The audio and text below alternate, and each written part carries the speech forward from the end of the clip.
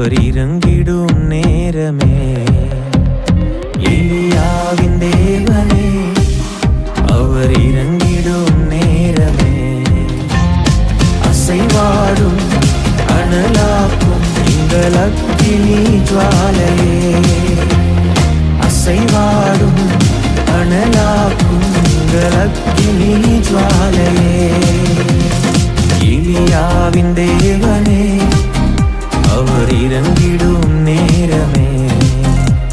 கர்த்தருடைய நாம மகிமைப்படுவதாக. ஆண்டவரும் அருமை இரட்சகருமாகிய இயேசுவின் நாமத்தினால இந்த புதிய நாளை காணும்படி தேவன் நம்மளுக்கு உதவி செய்திருக்கிறார். நம்ம ஜெபம் பண்ணி இந்த நாளில தேவன் நம்மளோட கூட பேசும்படி கேட்போமா. ராஜாதி ராஜாவே, பரிசுத்த ஆவியானவரே, எங்களோடு பேசுங்கப்பா, இயேசுவின் நாமத்தின் பிதாவே, ஆமென். எடுத்து வாசிப்போம். எபேசியர் 5ஆம் அதிகாரம், அதுல 25ஆம் வசனத்தோட வாசிப்போம். 5:25. புருஷர்களே, உங்கள் மனைவிகளின் அன்பு கூறுங்கள், அப்படியே கிறிஸ்துவும் சபையில் அன்பு கூர்ந்து.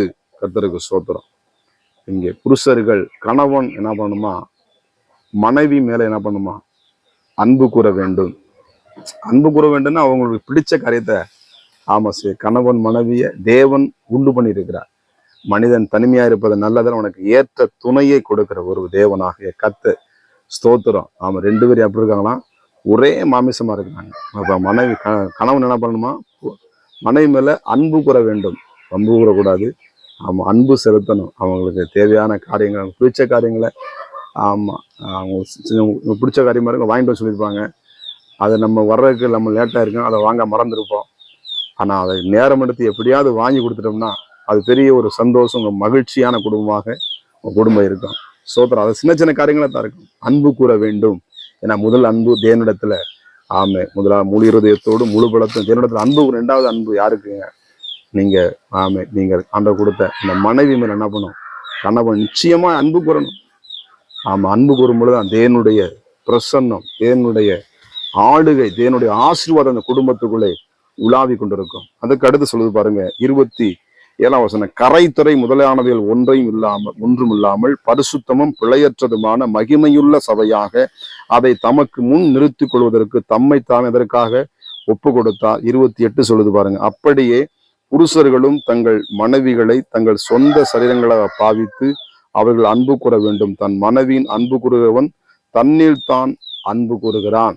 கர்த்தருக்கு ஸ்தோத்திரம். தன்னில் தானே என்ன பண்றான், ஏன்னா கணவன் மனைவி ஆனா ஒரே சரீரம். அதான் சொல்லப்படுகிறது. வசனம் 31 பாருங்க, 30 சொல்லுது பாருங்க. நாம் அவருடைய சரீரத்தின் அவயவங்களையும் அவருடைய மாமசத்திற்கும் அவருடைய எலும்புகளுக்கு உரியவர்களும் இருக்கிறோம். இது நிமித்தம் மனுஷன் தன் தகப்பனையும் தன் தாயை விட்டு தன் மனைவியோடு இசைந்து இருவரும் ஒரே மாமிசமா இருப்பார்கள். எப்படிதான் கணவன் மனைவி யாரா தனித்தனி ஆள் கிடையாது, ஒரே ஆள். கர்த்தருக்கு ஸ்தோத்திரம். ஆமா, அது எப்போதும் என்ன பண்ணும், கணவன் மனைவி இருவரும் ஜெபிக்க ஆண்டவர் என்ன பண்ணாரு, முற்பொறியினர் என்றைக்கும் அறாது. கர்த்தருக்கு ஸ்தோத்திரம். கணவன் மனைவி இந்த ரகசியம் பெரியது. கர்த்தருக்கு ஸ்தோத்திரம். தேவனுக்கு முன்பாக அவங்களை நிறுத்தும்படி குடும்பத்துல தொடங்குற ஆண்டவர் குடும்பத்துல முடிக்கிறார். கர்த்தருக்கு மகிமை உண்டாவதாக. எனக்கு அருமையான தேவ பிள்ளைகளே, இப்போ மனைவி அன்பு எப்படி சார், மனைவி சரி புருஷன் அன்பு கூடுறான் அவன் தேவை. ஆனா மனைவி என்ன செய்யணுமா, வசனம் சொல்லுகிறது, அது மேல போட்டிருக்கு பாருங்க. கர்த்தருக்கு ஸ்தோத்திரம். 25ல ஸ்தோத்திரம்.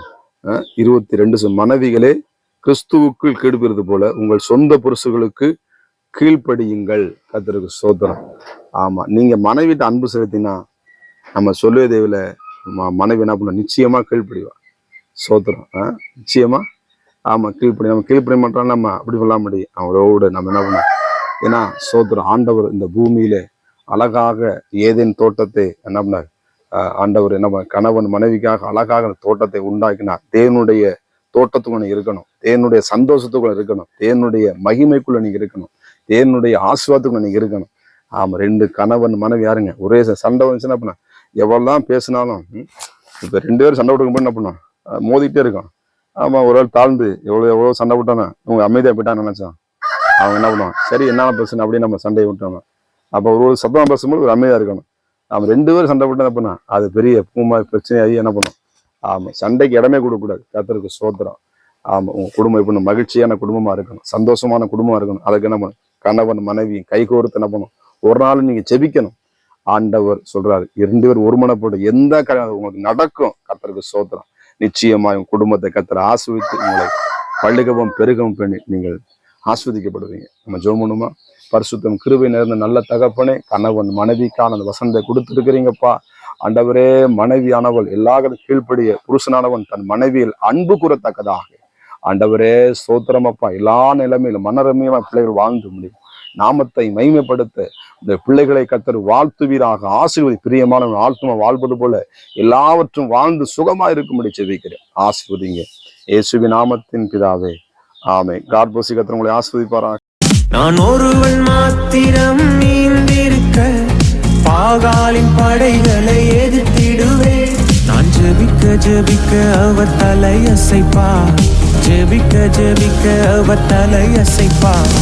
நெருப்பாய் இறங்கிடுவார் என் தெய்வம், நெருப்பாய் இறங்கிடுவார். ஆவியே, ஆவியே, அசைவாடும் அனலாக்கும் எங்கள் அக்கினி ஜுவாலையே.